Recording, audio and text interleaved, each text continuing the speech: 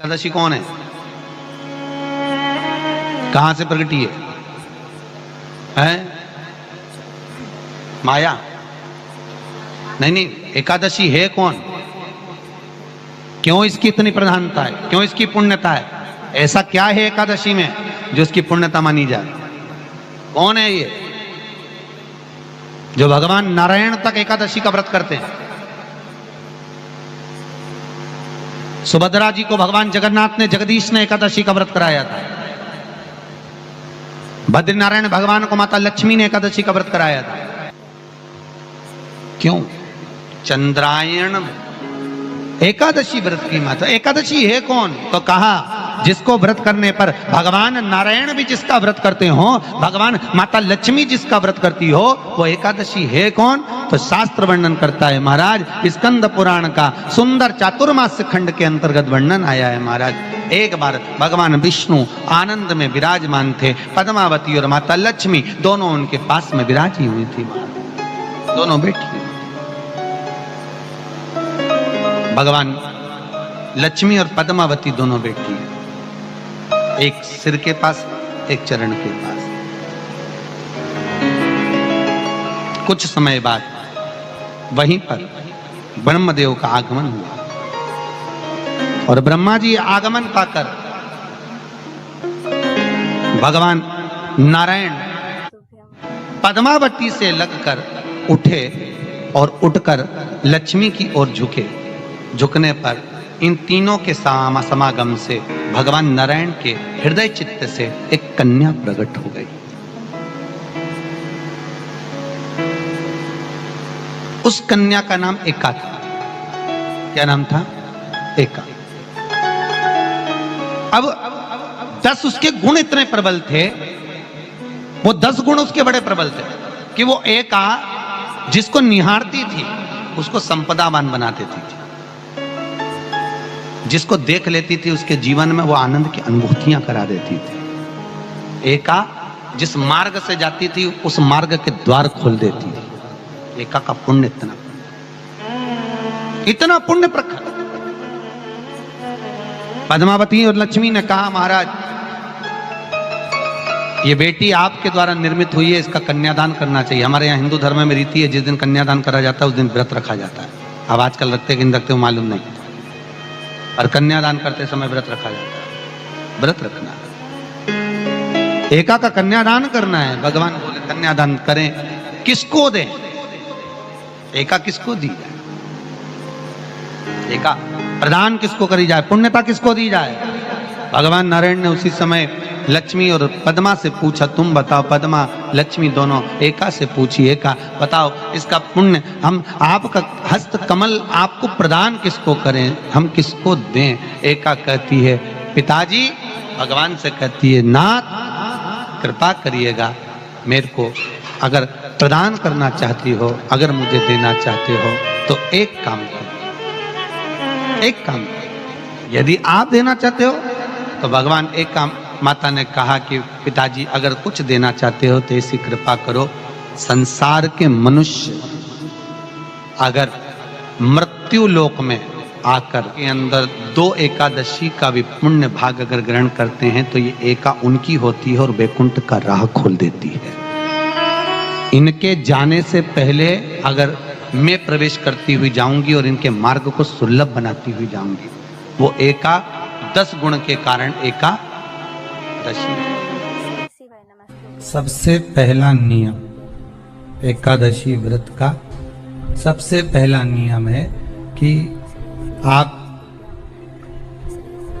जिस दिन व्रत करो उसके एक दिन पहले भक्ति का संचार इस हृदय में करो। भक्ति का संचार इस हृदय में कर लीजिए। जिस दिन आप व्रत करो, जैसे एकादशी का व्रत कर रहे हो तो 10वीं के दिन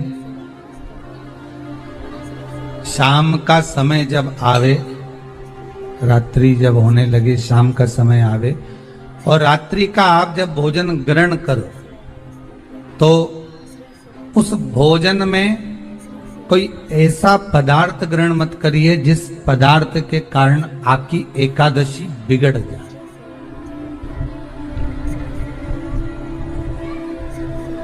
एकादशी का दूसरा नियम बहुत ध्यान से सुनिएगा। जिस दिन आपकी एकादशी का व्रत हो उस दिन प्रयास करिएगा कि अपने हाथ से किसी भी वृक्ष की कोई पत्ती टूटे ना।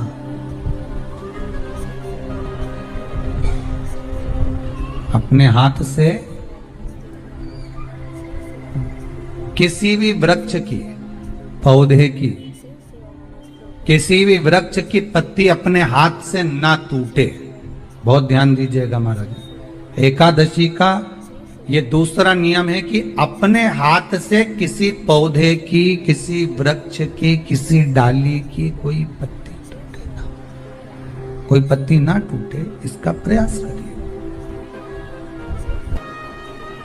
यहां पर तीसरे नंबर का जो, चौथे नंबर का जो उपाय बताया है, उपवास करने का जो नियम बताया, उसमें वर्णन किया एकादशी के दिन अगर आपका व्रत है तो आप भूलवश भी डब्बे में रखी हुई रोटी गाय को ना देते हुए कुछ थोड़ा सा फल, फलहार, कोई केला, कोई सेब, जो आप खाते हो, अंगूर, पपीता, जो आप ग्रहण कर रहे हो, उसका थोड़ा सा भाग आप गाय को प्रदान करो। आप गाय को दीजिए।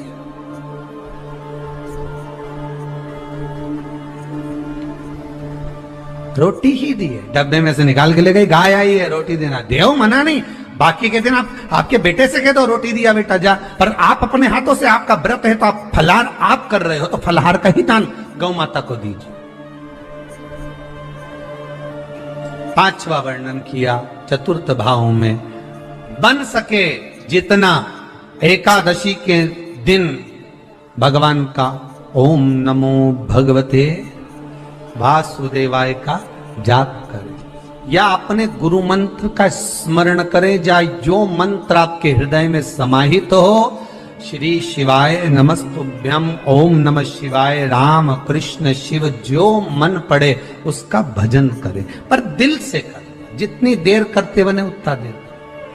माला पकड़ने की भी जरूरत नहीं कि माला पकड़ के बैठता हूं तो घटकी जिब्या से जप लो, नहीं जी जी वही उतना में ही पूरा हो जाए, वही बहुत महाराज।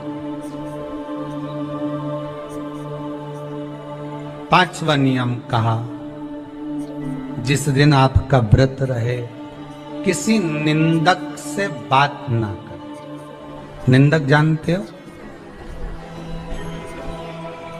भाई दूज के दिन, दिवाली की जो भाई दूज होती है ना, होली दिवाली की जो दूज होती है, उनमें ऐसा गोबर का भाई दूज बनाते हैं और पास में एक चुगलखोर भी बना है और चुगलखोर के ऊपर ऐसा भाटा धर रहे हैं, एक पत्थर। अब तुम्हारे उधर रखे कि नहीं रखे हमें नहीं मालूम रहे हो, जितने आस्था पे सुन रहे हो, पर हमारे इधर तो ऐसा रहता है, गोबर का भाई बहन बनाए और उसकी पूजन करे, उसके पास में एक गोबर का चुगल चोर भी बनाया, उसके ऊपर भाटा धर।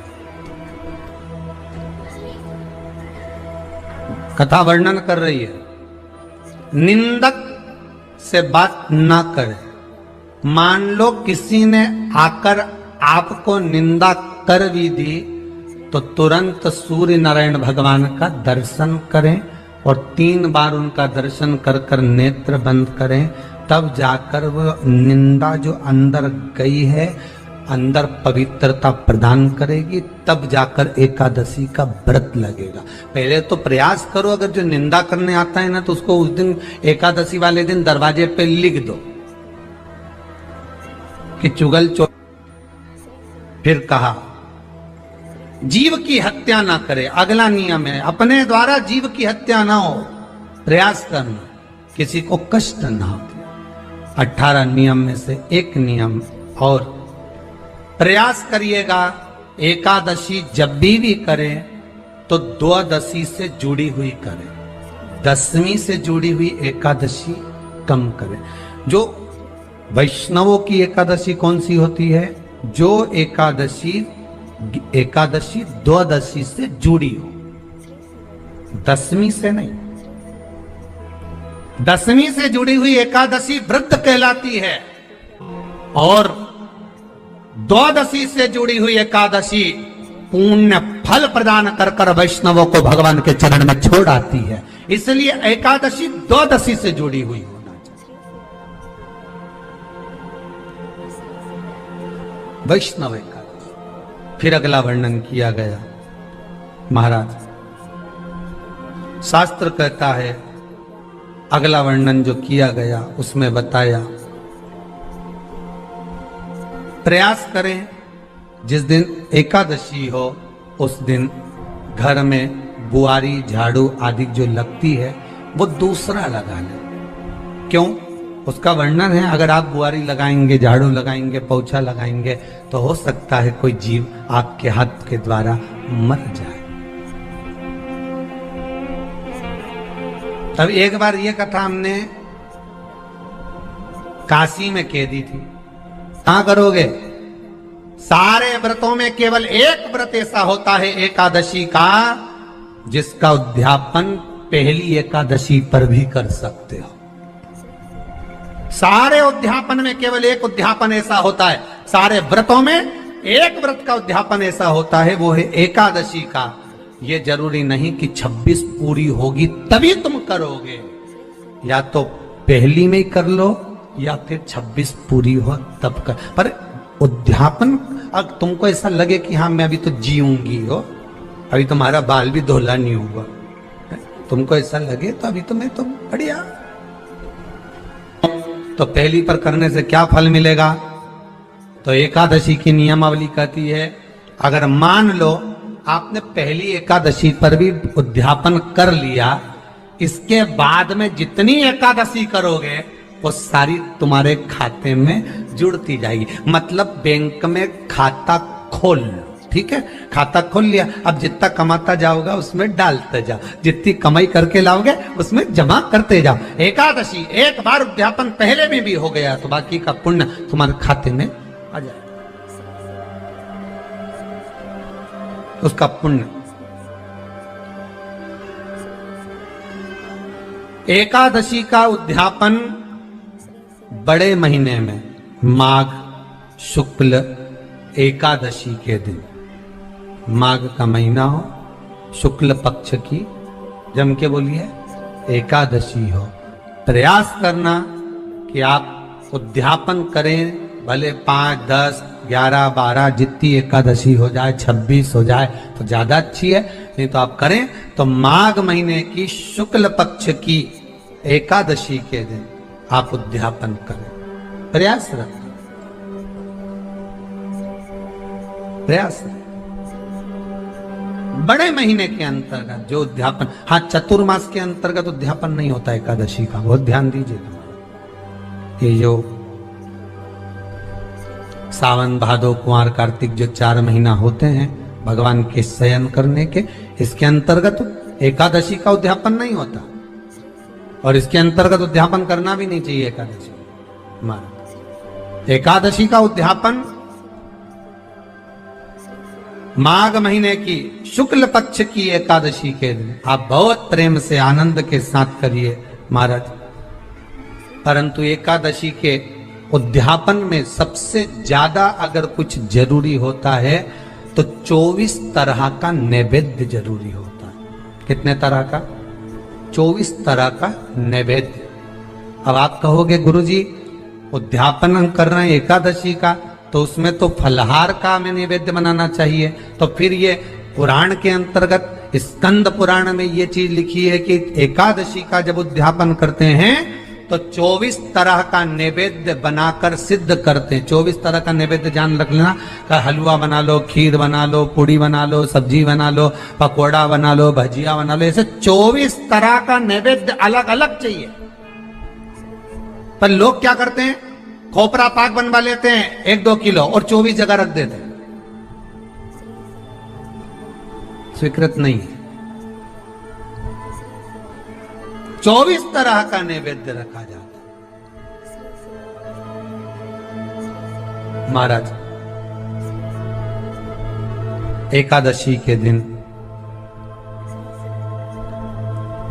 भगवान का पूजन का पूरी तैयारी कर कर मंडल आदि बनवाकर विद्वान ब्राह्मण को बुलाकर, कर्मकांडी ब्राह्मण को बुलाकर, जो भगवत सेवा में एकादशी का उद्यापन कराए, उन ब्राह्मण के चरणों को नमन कर कर, प्रणाम कर कर एकादशी का पूजन करवाइए और उस मंडल की पूजन कराकर हवन द्वादशी को कराइए, एकादशी को हवन नहीं। एकादशी के उद्यापन का जो हवन होता है वो द्वादशी।